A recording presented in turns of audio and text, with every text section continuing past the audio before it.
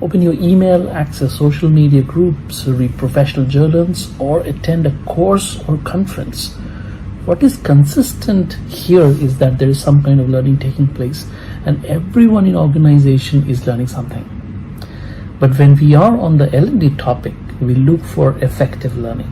So for effective learning, or rather to be effective in delivering the performance needed for business results, so your learning assessment must be strategic, aligned with organizational needs and goals both now and for the future. But how does this really happen?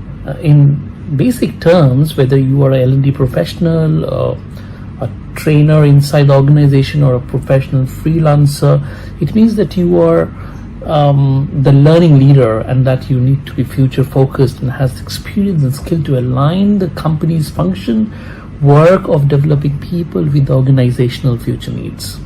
Okay, another way to put it is strategically developing organizational capacities or capabilities, right?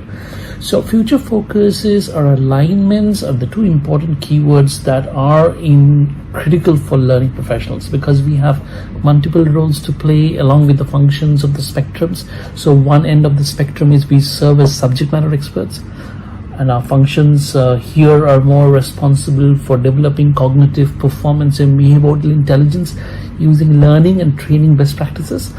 At the other end, we serve as strategic business partners or advisors as we assist in building competitive advantage at the organizational systems level. Business, I think, let's put it like this: building the business case for learning begins long before any training solutions are developed. So the first thing is to create an alignment with the business requires that should be well thought out learning strategy and cascades from business objectives.